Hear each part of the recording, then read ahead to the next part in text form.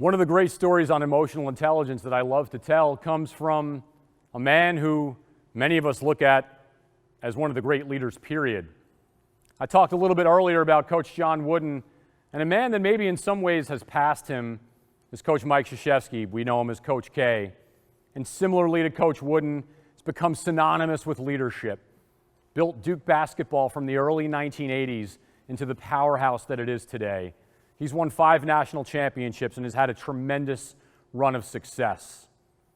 We can learn so much from Coach K's story from the time he was a young boy in the south side of Chicago, attending West Point, the United States Military Academy, serving his country, and serving the players and many people that he's made for a better life.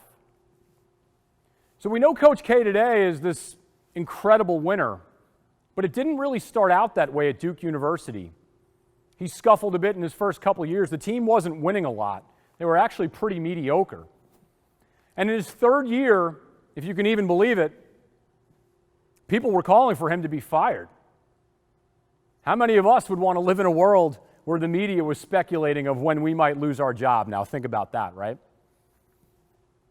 So in his third year, Duke was very much middle of the road. They had had a great recruiting class come in earlier that year, but they hadn't hit their peak yet. They hadn't had the time to gel.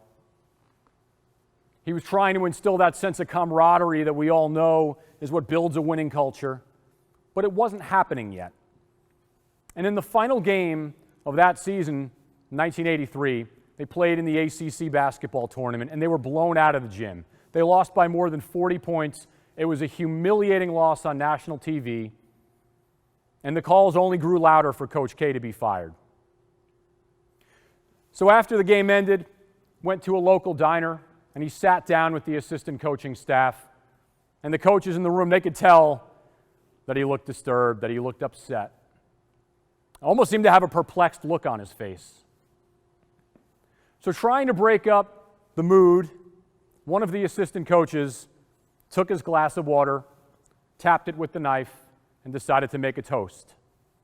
And after that blowout loss by more than 40 points, in which every one of those coaches was beginning to wonder about their own future of employment, the assistant coach raised his hand and he said, "Here's to a night let's soon forget." And everybody at that table looked at Coach K, and he had a very, very serious, very poignant look on his face. And he waited a second, he took a deep breath, and he then decided to raise his glass. And he looked around at each one of the coaches at the table, and what he then said was, "No. Here's to a night we'll never forget." So what can we learn from that story? It was a moment of incredible self-awareness from a great coach in the making who realized that the greatest wins come from the greatest losses. That adversity is actually our best friend in disguise. And everything that Duke basketball became from that moment on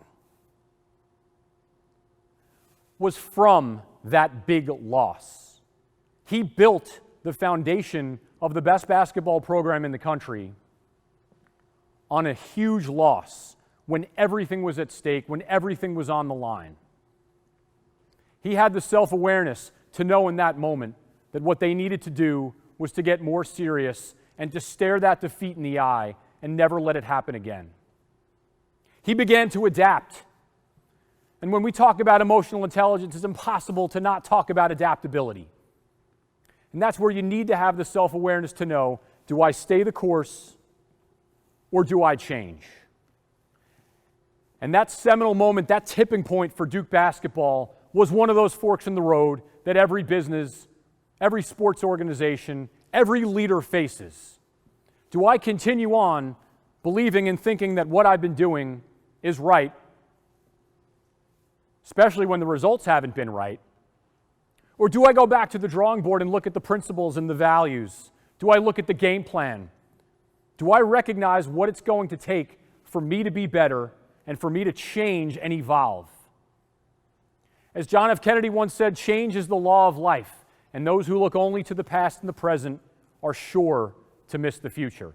You have to know as a leader when it's time to mix things up and when it's time to adapt. And that moment for Coach K was the moment that changed everything forever for Duke basketball. And it's why they are one of the top programs in the country today.